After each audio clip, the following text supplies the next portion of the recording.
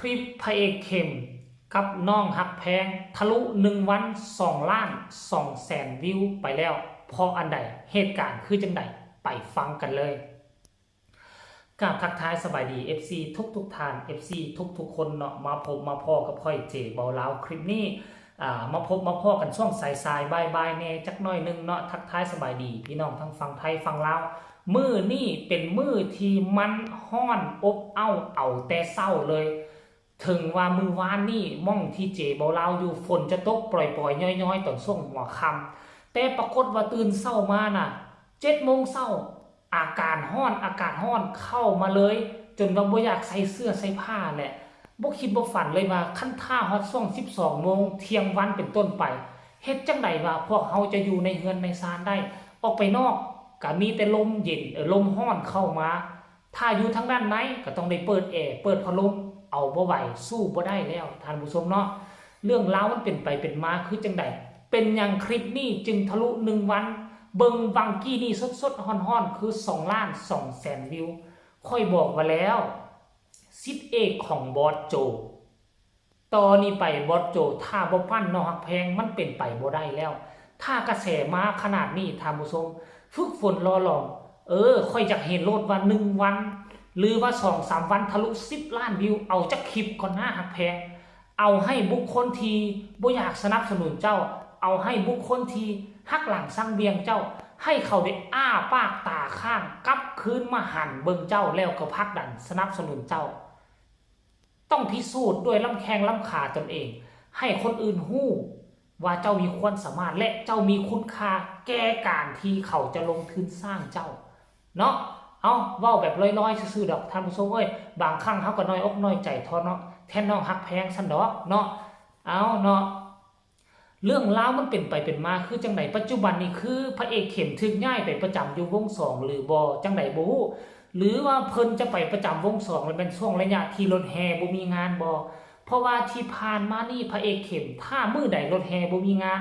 แล้วก็แม่นให้ไปขึ้นกับวง1แล้วปัจจุบันนี้ด้วยความว่าวง1ขาดกำลังหลักกำลังสำคัญหรือบ่เนาะก็เลยว่าถ้ารถแห่บ่มีงานก็เลยมอบหมายให้พระเอกเข้มไปที่วง2ไปช่วยวง2ไปวง2นี่ก็บ่ว่าจะไปวง2บ่ว่าจะไปรถแห่บ่ว่าจะไปวง1เขาก็ไล่เงินมือให้คือเก่าท่านผู้ชมเนาะแล้วพระเอกเข้มนี่เป็นผู้นึงแหละที่ได้มาไล่ทุกคืนบ่ต่ำกว่า 2-3 หมื่นขึ้นไปแล้วในเมื่อมีโอกาสมาแล้วก็เลยว่าสร้างคอนเทนต์กับน้องหักแพงท่านผู้ชมไปสร้างคอนเทนต์กับน้องหักแพงแล้วมันก็เลยออกมาเป็นคอนเทนต์นี่1 วันทะลุ2 ล้าน2 แสนวิวไปแล้วเนาะแล้วก็มีเห็นคลิปแบบนี้มีมาออกมาตลอดช่วงนี้2 วันติด3 วันติดแล้วหรือว่าช่วงนี้รถแห่บ่มีงานบ่พระเอกเข้มจึงไปประจำอยู่วง2ก็เลยว่าเห็นคลิปใหม่ล่าสุดพระเอกเข้มเลยบอกว่าลูกถ้าลูกจะคิดฮอดพอแบบนี้ทุกมื้อหลายพ่อกระทุกตัวลูกว่าซั่นเด้บ่อยากให้ลูกคิดฮอดพอหลายท่านผู้ชมคิดฮอดคือจังไดเป็นภาพวิดีโอแนวใดให้พวกเจ้าไปเบิ่งคลิปนี้ซะก่อนแล้วจึงมาพ้อกันในช่วงต่อไปแล้วเป็นอย่างคลิปนี้คลิปแบบนี้ซื่อๆเป็นอย่างต้องทะลุ1 วัน2 ล้าน2 แสนวิวไปเบิ่งเนาะแล้วจึงมาพบกับเจบ่ลาวในช่วงต่อไปครับลูกพี่หอดได้จ้าโอ้ยบอกขึ้นหอดลูกว่าขึ้นหอดที่กัน หอดได้จ้าครับลูกเอาอย่างแบบอย่างแบบต้องหักคอแฮกปานนั้นกัน เข็มจ้าครับผมลูกมื้อนี้หนูก็คิดหอดอีกแล้วเด้อจ้าขึ้นหอดกูมือแล้วบ่ลูกแม่นจ้าพ่อคันหลักขึ้นหอดพ่อกูมือแนวนี่พ่อกระทุกตัวลูกพวกเจ้าเห็นหรือยังมาทำผู้ชมเนาะน้องฮักแพงนี่เป็นคนสู้ชีวิตสู้ทั้งด้านจิตใจเนี่ยบ่พอสู้ทั้งหน้าทั้งตาทั้งแวดล้อมอ้อมข้างท่านผู้ชมคนเฮานี่คันท่ามันบ่มีคนมาเฮ็ดให้กระทบจิตใจนี่มันก็มีจิตใจสู้การสู้งานมีจิตใจมีเวลาพัฒนาตนเองหลายแต่ว่าโกงกันข้ามกับน้องฮักแพงบ่แม่นเลยมีกระแสดราม่ามาถมมาเทใส่น้องตลอดเวลาเพราะฉะนั้นถ้าน้องจิตใจบ่เข้มแข็ง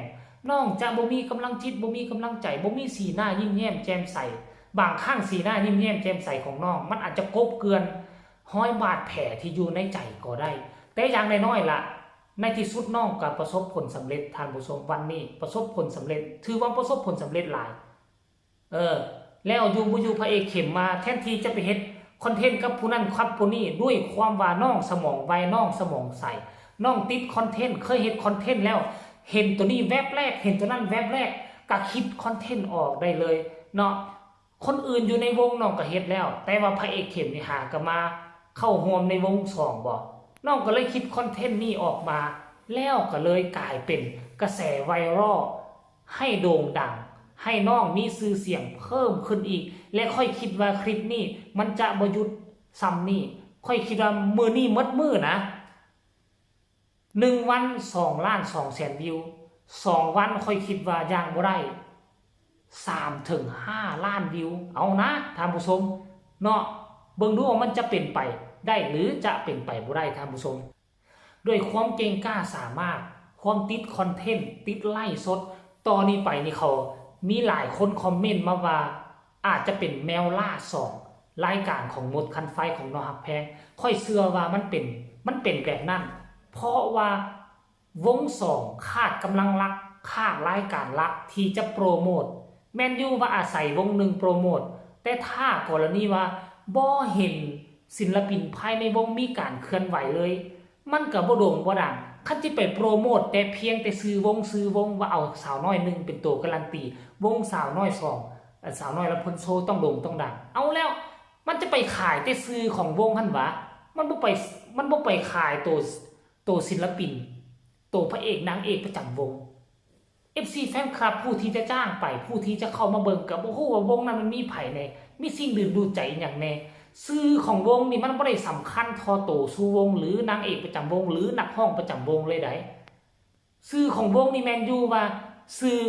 แบรนด์นี่มีความสามารถมีความสามารถอยู่สาวน้อย1มีความสามารถเพราะมันมีตัวองค์อิงอยู่กับบอสโจค่ำวอดอยู่หั่นแล้วแต่ว่าสาวน้อยลำเพิ่นโชว์นี่ติล่ะมันบ่มีตัวใดจะไปดึงนอกจากฮักแพงแล้วกับนางยักษ์แล้วมันก็บ่มีตัวใดได้ดึงพ้นเด่นอยู่หั่นเพราะฉะนั้นแล้วนอกแพงการสร้างตัวตนแบบนี้บ่ผิดมีแต่จะดังไปหน้ามีแต่จะมีผลประโยชน์ต่อวงแล้วจะผลักดันตัวนอกแพงก้าวเข้าไปสู่จุดที่เขาเอิ้นว่าอีมโตดังทะลุทะลวงและเป็นน้ำนิ่งไหลลึกเงินคำจะไหลมาเทมาเนาะปัจจุบันนี้นอกแพงมีเงินคำไหลมาเทมาหลายกว่าศิลปินเบอร์1ด้วยซ้ำด้วยเงินเข้ามาด้วยความสามารถและหลายช่องทาง1คลิปเรียว2ทาง YouTube 3ค่าจ้างประจำวัน3ทาง2ทางนี่คือความสามารถล้วน